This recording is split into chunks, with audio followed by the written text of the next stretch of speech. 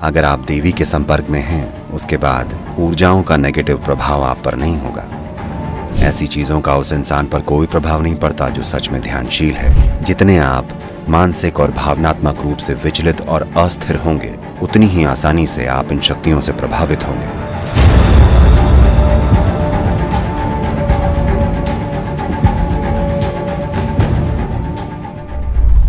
कुछ ऐसे लोग हैं जो ऊर्जाओं को तोड़ मरोड़ के किसी को नुकसान पहुंचाते हैं।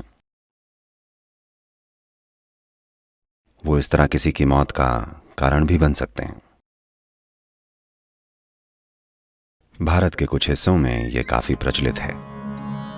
एक वेद है, 4 वेदों में से एक अथर्ववेद इसी को समर्पित है कि ऊर्जाओं का इस्तेमाल अपनी खुशहाली और किसी दूसरे को नुकसान पहुंचाने के लिए कैसे किया जा सकता है। जरूरी नहीं है कि इस तरह की ऊर्जाओं या इस तरह की क्रियाओं का इस्तेमाल सीधा आपके ऊपर किया जाए। अभी अगर कोई मेरे साथ कुछ नेगेटिव कर रहा हो और अगर मैं उसके लिए ग्रहणशील नहीं हूं और आप यहां बैठे हैं, तो आप प्रभावित हो सकते हैं। ये बिल्कुल हो सकता है। ये कुछ ऐसा है जैसे सड़क पर लोग एक दूसरे पर गोलियां चला रहे हों और आप बस वहां से पैदल निकल रहे हों, तो गोली आपको भी लग सकती है। तो कुछ खास अभ्यास हैं। अगर आप इन अभ्यासों या कुछ खास उच्चारणों को अपनी रोजमर्रा की जिंदगी में ले आएं, तो इन चीजों से आसानी से बचा जा सकता है।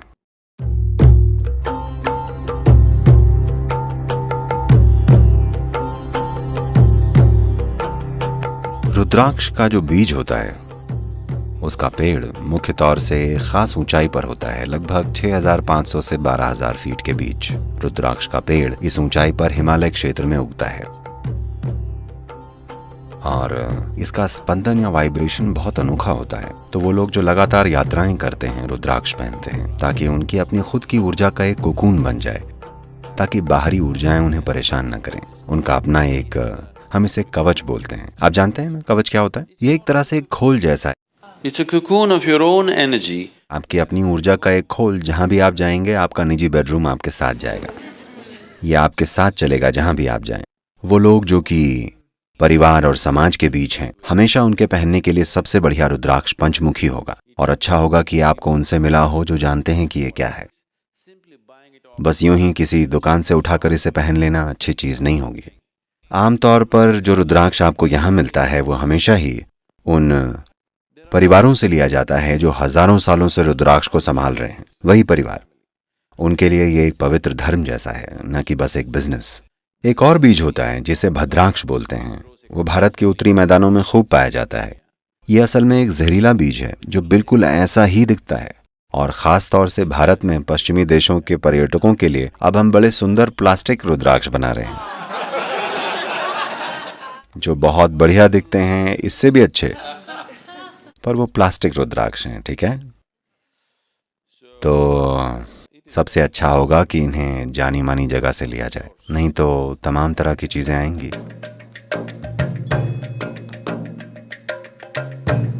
मैं आजकल देखता हूं बहुत सारे, ये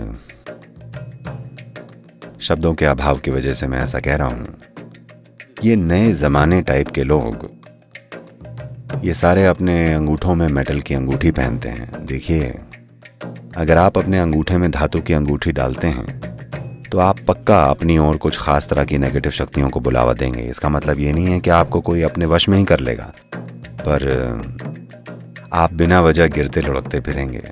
तरह तरह की चीजें होंगी, हर चीज गलत होगी, सिंपल चीजें भी। मुझे नहीं पता अगर आप ऐसे लोगों से मिले हैं या किसी समय पर खुद आपके साथ ऐसा हुआ है कि जब चीजें बिगड़ना शुरू होती हैं तो वो लगातार बिगड़ती चली जाती हैं। लगातार आप गिरते हैं, एक या दो नहीं, ये बस होता ही चला जाता है। सब कुछ और हर चीज गलत हो जाती है छोटी से लेकर बड़ी चीजों तक, बस इसलिए क्योंकि They would have attracted certain dimensions of energy which could, शायद उन्होंने ऊर्जा के कुछ खास आयामों को अपनी ओर आकर्षित किया है जो दुनिया में कुछ भी करने के लिए सहायक नहीं होते, बल्कि ये किसी और चीज के लिए सहायक हो सकते हैं। सिर्फ वही लोग जो तंत्र विद्या करना चाहते हैं वो अंगूठे में अंगूठी पहनते हैं। पर आज या तो अज्ञानता में या फैशन में एक बार आपने अंगूठे में मेटल पहन लिया तो आप इन चीजों को बुला रहे हैं।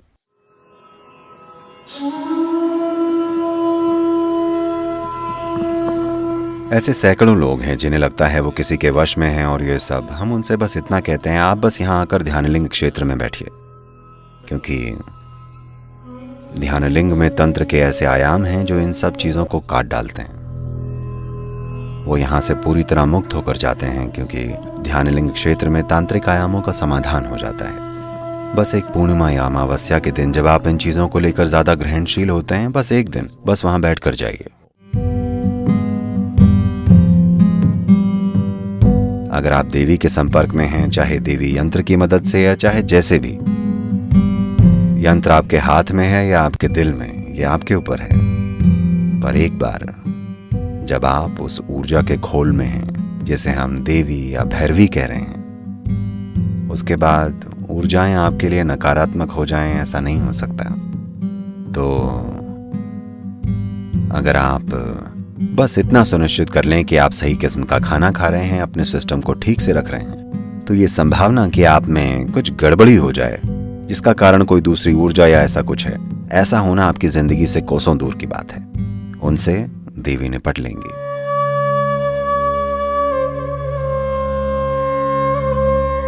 अगर आप सच में ध्यानशील हैं तो आप तंत्र के बारे में सोचिए भी मत।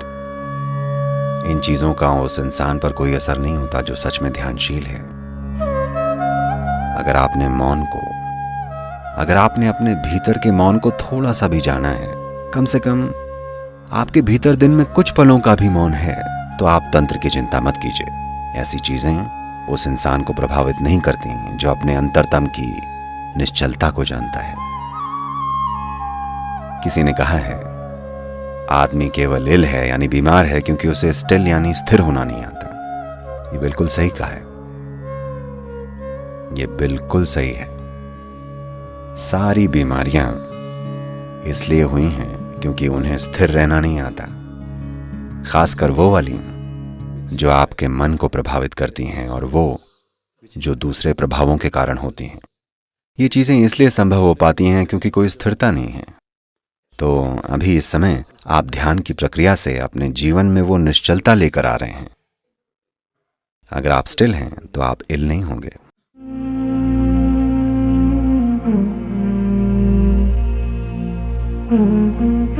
जितने आप मानसिक और भावनात्मक रूप से विचलित और अस्थिर होंगे, उतनी ही आसानी से आप इन शक्तियों से प्रभावित होंगे।